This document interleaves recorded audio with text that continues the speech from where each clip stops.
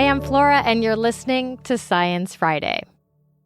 In a lab in the Rocky Mountains, you can find a group of scientists hard at work trying to find answers across biology, physics, and engineering, from the hydrodynamics of insect pee to the physics of sheepdog herding to designing robots that resemble squid and hearing aids that only cost $1. These questions may seem unrelated, but they're glued together by one scientist's philosophy about how science should run and how to make the most of the lab's time. Bioengineer Dr. Saad Bhamla runs the Bhamla Lab at the University of Colorado Boulder. Saad, welcome to the show. Thank you, Flora. Happy to be here. I want to give people a flavor of your work, so let's start with insect pee. Why did this particular question whet your appetite?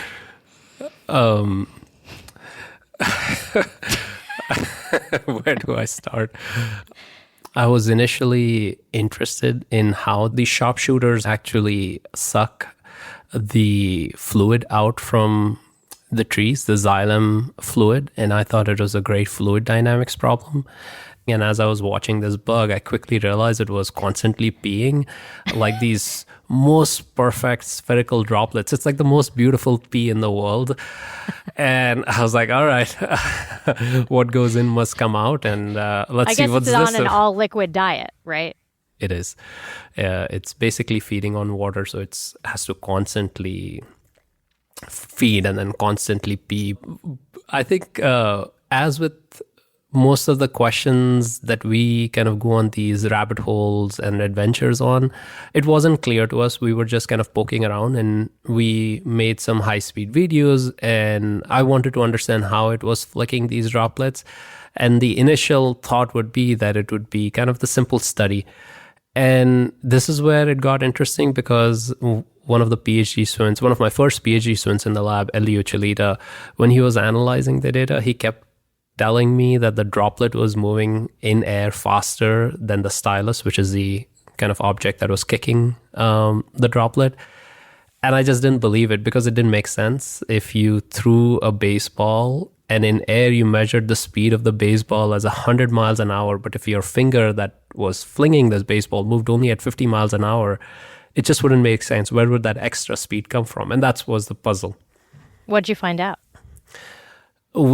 After figuring out that we were indeed recording everything correctly and there was no mistakes in our MATLAB scripts as we were analyzing any factors missing, we realized that unlike a baseball, which is rigid, the droplet is squishy, and the surface tension was acting like a spring and storing energy.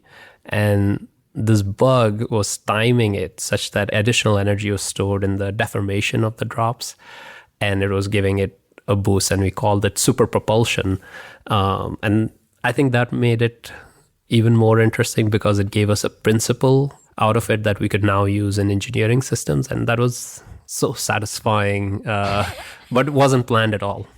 But why do insects need super propulsive pee? So it's because it's feeding on xylem sap. So after photosynthesis, it's rich in sugars. And so these bugs, these sharpshooters, are feeding on the xylem, which is a very frugal diet. It's as if you and I would just survive on diet soda all the time. We would have to drink a lot, and we'd have to conserve our energy to do all the other things a living system does: mating, moving around, flying. And so if they can save energy in any aspect, especially one that they're doing over and over and over again. So if you watch this bug, it's constantly peeing like this. It's going on. So during super propulsion, what it allows it to do is save a little bit of energy, because it's storing energy in the surface tension, the droplet, so it gets some kick for free and it can fling it away farther. Otherwise, those droplets, if they don't go as fast and as far, will contaminate either the organism itself or its friends, which are all feeding together, and collect in a pool. And biologists and ecologists hypothesize that it could attract predators. Fascinating. I mean, so this is one example of one study, but you study so many things. When we met recently, you were telling me about research about music, which feels, completely unrelated. And I know that's in early stages, but what's the question you're tackling? I think with all of these things, it's sometimes I feel like Alice in Wonderland. We're basically taking kind of this meandering walk and, smelling a flower here, observing a patch of moss somewhere else. And the goal always is we're keen, I feel like I have the superpower with my glasses. I can look at a system and try to uncover some of nature's secrets, some principles. In any case, so the music is one stop in this journey where a phenomenal postdoctoral researcher in the group, Dr. Luis Gonzalez, basically asked this question: is if you listen to Mozart's symphony or any piece of music and you listen to it as it's intended, it sounds melodious, harmonious. But what if you played it backward? It just sounds off. And so why does it sound off when you play it backward? And so encoded in there is the arrow of time. And so we're starting to ask, from the laws of thermodynamics, can we ask how is time encoded in pieces of this music? How is time encoded? It's such a deep question, and it's an astrophysicist, right, who's taking this on? That's right. And so we're so well suited in 2026 to attack a problem like this, just because we have access to tens of thousands of pieces of music going back almost 6 centuries, from Gregorian chants to classical pieces, to Beatles and Star Wars theme music, and more contemporary pieces of music, including jazz. And we can ask, why do different composers, why do different Western music genres have different tonalities, and analyze it through kind of this lens of statistical physics or thermodynamics. And we are asking if we can kind of extract a law of this cultural artifact, which is music. Is Western music similar, like Indian music or Iranian music or, Chinese music? And how did we all come to share? How do we all figure out that we can all listen to certain types of beats and certain intervals, and there is something in our neurons that helps us appreciate music in a certain way? What is that basis? What is that neural thing? And is it different if I'm trained in Western music versus if I'm trained in Persian music? And so the problem is these things are so subjective, and we're trying to quantify it and find some variables that give us an imperfect yet a hook and a grip onto this problem that satisfies us a little bit. This Alice in Wonderland approach to science, working across many disciplines, stopping to smell the flowers when you feel like it, isn't the norm. It's not exactly the traditional path, or maybe even so encouraged. Do you ever get side-eye? I get a lot of side-eye, and I don't know whether it's... I think somebody, jokingly asked, well, who gives you permission to do whatever the heck you want? I said, well, nobody. You don't need permission. I give myself permission. And often I find, as humans, as scientists, it's not as if there are rules to tell us how we should be. I think some of it is self-inflicted, self-imposed. I remember a mentor, I think a well-meaning mentor, because I'm trained as a chemical engineer. They said, Saad, you should study these classical chemical engineering topics of fluid mechanics and colloidal matter and soft matter, so then you can get tenure over 5 years. If you go and study in the Amazon these spiders, you're not going to get tenure. And even though I was young, I kind of knew that taking risks and kind of finding your taste of science and finding kind of what smells right to you, it's a muscle. It cannot be dormant for 5 years. It's like going to the gym. And even though if you go to the gym and the next day, it's not as if you can see yourself stronger, but you nonetheless keep going to the gym. You have to do it repeatedly over and over again. And it's a muscle, risk-taking, and finding new ways of looking at things. You can't just wait for tenure to do it. And I observed, I think, some of these well-meaning mentors, after they got tenure, I think they continued doing what they were doing. And I think it's a little bit of loss for science and the next generation, because they perhaps censored themselves. And anyways, I feel that we have a short life, and I'm very fortunate to have been given the gift to kind of explore, and it's a shame if I don't. Where did that philosophy come from in you? I think maybe there are two strands. One is more of a humanist strand, is I never thought I'd be a scientist, and I didn't know what I wanted to be. And so I feel very fortunate that I can do this as an adult, because I didn't have this opportunity to play as a child. And so I want to make the most of it, because I never dreamed I could do this. So I feel so lucky to be able to derive joy from observing these kind of simple things. And so I just have to do it just because I feel so grateful to be alive every day, and I can't believe my luck. And I think the second thing is that because I'm an engineer, I naively thought when I did my PhD that if I built technology and I would earn money, that would bring me happiness. And I had the opportunity to translate my technology. And I remember sitting in a parking lot with a check after I had sold and installed this instrument to a Fortune 500 company. I felt so empty and hollow. And I realized that zeros on a check did not inspire me. Like, I thought money was great, but it's actually, we just need to have enough of it. After that, this is such a gift. It's just such a, I think it's priceless to be able to uncover kind of the secrets of the universe. And I feel like I have a superpower, and I don't know what else to say. Yeah, I mean, I think people sometimes describe this mentality as childlike wonder. And as you just said, you didn't have that opportunity as a child. And I know that from watching a talk that you gave. Would you feel comfortable talking about that and how it relates to what you do now? Yeah. So I lost my mom very earlier on. And I think with anyone who's lost a parent or a close family member at a very, very young age, I think I was 12 or 13, my mind kind of blocked out a lot of things just to protect this young mind from this trauma, from this grief. And it took me a while to kind of find myself and came in young adulthood when I found myself in Madagascar for field work. And I kind of felt like, the cloud lifted and the darkness kind of, my eyes opened up and I could see things clearly. And so I don't know. I know for a long time I used to feel like life was unfair because I had to go through this trauma and grief.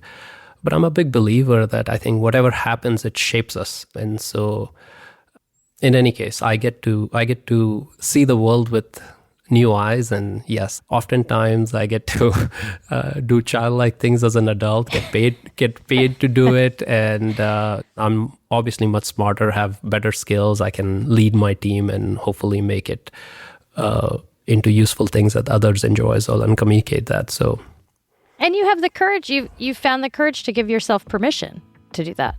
Yeah. Which I don't think is trivial. Okay, we have to take a break, but don't go away, because when we come back, I want to know how you know if a question is good. Of course. Stick around.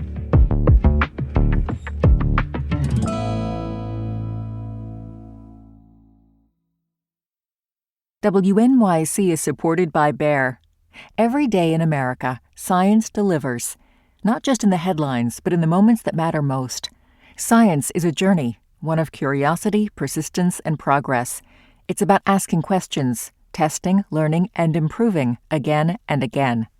Science delivers harvests that feed families, tools that help farmers grow more with less, and new ways to protect land for generations to come. Let's keep asking, keep testing, keep discovering, so science can keep delivering. Learn more at ScienceDelivers.com. Support for Science Friday comes from the William K. Bose Jr. Foundation.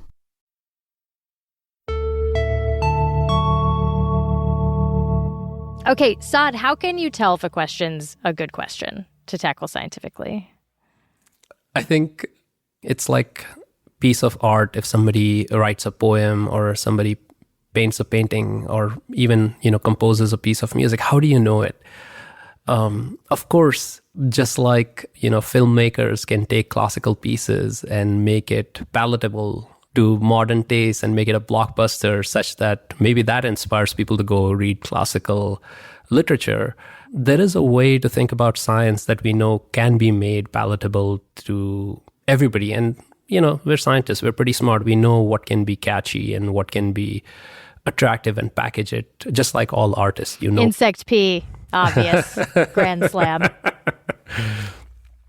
But I think you also know there are some things that are your own taste. It just gives you so much joy. Sometimes I feel it deep in my stomach. I feel this giddiness, and I just know it feels so good. And what is it? It feels like, for a brief second, it feels like you know something that nobody on the planet knows, and nobody ever who lived ever knew it the way you did. You kind of uncovered a secret. It was there. You just, made the final brush strokes, and you uncovered this fossil, new interesting tidbit, a new way of thinking. And then, how do you know? I don't know. It just comes, and it smells good, and it feels good.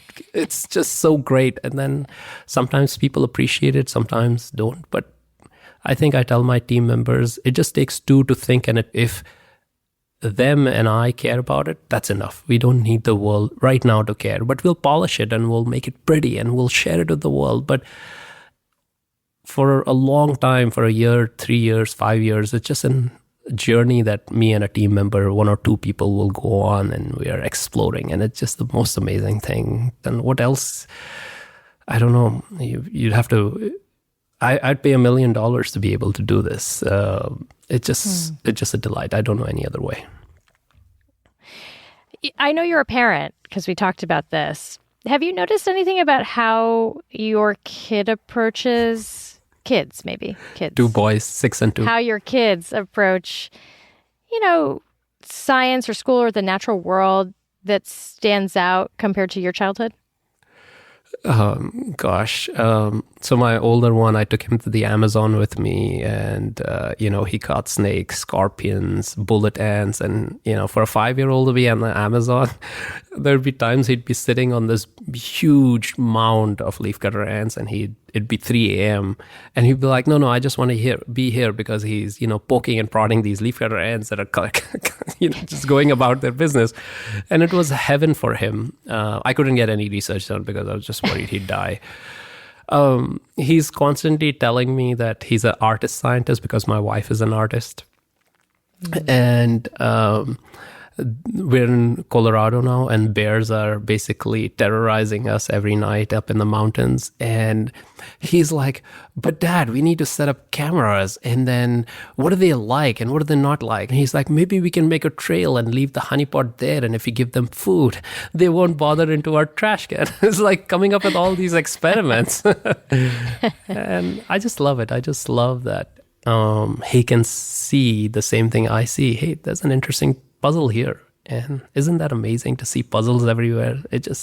Life just seems like an endless string of puzzles, and it's just fun games out in the backyard. Saad, thanks for joining us today. Thank you, Flora. Thank you so much for having me. I really, really enjoyed our conversation. Yeah. Me too. Dr. Saad Bhamla, bioengineer at the University of Colorado Boulder. This episode was produced by Dee Peterschmidt. If you liked listening, why not leave us a review? Here's the one we got from Bothered 2020 on Apple Podcasts. They write, I love the show, the episode on beavers. I'm now obsessed with beavers, lol. Me too, Bothered. That beaver episode got me too. And if you're out there listening and you feel newly obsessed with glasswing sharpshooters and their super propulsive pee after this interview, why not leave us a review? Thank you for listening. I'm Flora Lichtman.